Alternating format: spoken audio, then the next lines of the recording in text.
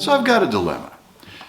I need to get a 12-string guitar. Well, you know what I mean by need. I want a 12-string guitar. And so the dilemma I'm facing is, who should I be buying that from? Now, this is kind of a subtle question, of course, because it's not so much a question of money. You can spend as much as you've got or want to, and everything in between whatever price ranges you've got is probably there. But I do have a number of acoustic guitars. In fact, I have 4 acoustic guitars that I play quite regularly. You can see 2 of them behind me on the wall. Of course, this is my Seagull, and for the moment anyway, in a case, is my Taylor guitar. And I like all the guitars. They all serve different needs. They're all very good quality guitars. They all do exactly what I want them to do. But when I'm choosing guitars now that I've got an education in the different types of guitars that are available, and of course I grew up playing a 48 Gibson, which was, to die for. It's absolutely fabulous guitar. It's one of those things when you're suddenly saying, do I really want a 5th guitar? Well, of course we do, but hypothetically speaking, I probably don't need to have another guitar.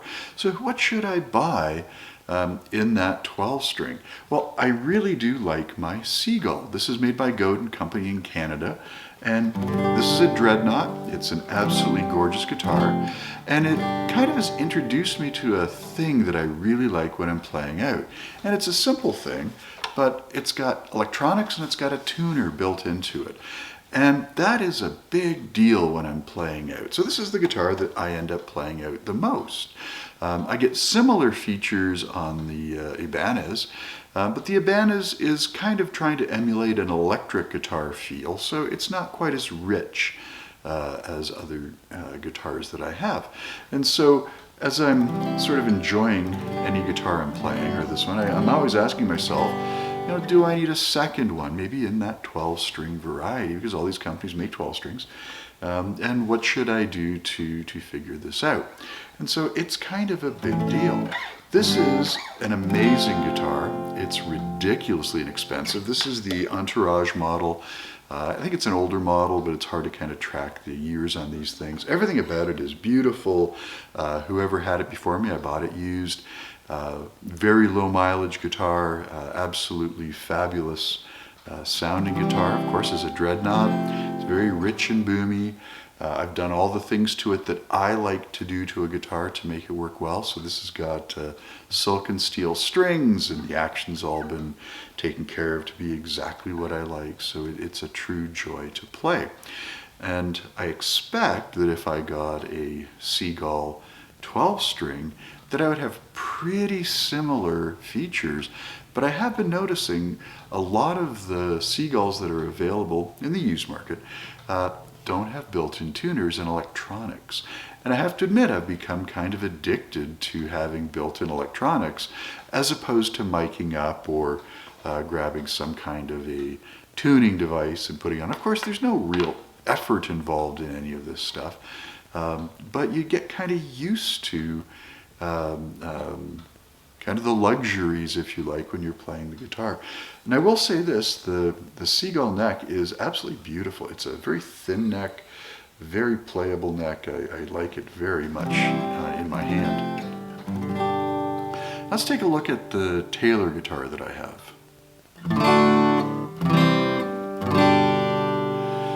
So I've got my Taylor out, and the Taylor is just a dream guitar. You pay a little bit more for them, but they really are nice guitars. So I can't find anything really bad to say, except that when I turn it over, there's no tuner built into it. And so when I did tune it up just a moment ago, we had to grab the snark and have a go with that, which is no big deal again. This guitar does have electronics. It's got a very nice preamp system built into it, as long as you spend a little bit of time in getting it to run. So the Taylor is just a very nice guitar. And to me, it's a little less boomy than my Seagull, and part of that is it's a different body style. And so what I often do with my Taylor is I down tune it either to E flat or I down tune it to D sometimes, and I'll capo it back up if I need it to be in standard tuning, which is again not a big deal, and it relaxes the strings a little bit, so it gets a little better playability. But again, these are just beautiful guitars, and I've just put the Seagull away and I've now got the Taylor, and I have to say both of the necks feel almost identical. So the hand position that I would be comfortable with on the Taylor or the Seagull, it's almost the same, at least to the measuring ability of my hands. And so again, I've got two amazingly nice guitars, and they just work for me. And so I am partial to both. I do have to say, when you look at the Seagull line of guitars, the quality is very comparable and the price is about a third. This is the Taylor 214. It is a little bit of a satiny finished guitar. This is because they refer to this as the koa wood guitar, which really is referring to the wood on the back and side. It's got some kind of spruce on the front. But again, a very nice guitar. Really haven't done much to this guitar other than going with the silk and steel strings. And just like on my Seagull, I did change the bridge pins to be some kind of a wood or an ebony pin going into the bridge itself. And so again, two beautiful guitars to play. I like playing both of them out. They're both great to play out. I use electronics for all of them. But you have to kind of compare and see what's going on. The big seller for me nowadays for anything I'm going to buy acoustically is going to be having a built-in tuner and having built-in electronics. I think that's almost becoming my main requirement after I've compared all the playability and how they actually run. Not sure I've reached a conclusion on my dilemma of which of the 12 strings to buy. Of course, Taylor has a beautiful 12-string guitar, so does the Seagull lineup, so I'm going to be fighting that out and seeing what I could possibly choose. If you got anything to help me along the way, please put it in the comments and let me know what you think of the various 12-string guitars that are out there, or brands maybe that I haven't considered. I'd appreciate it.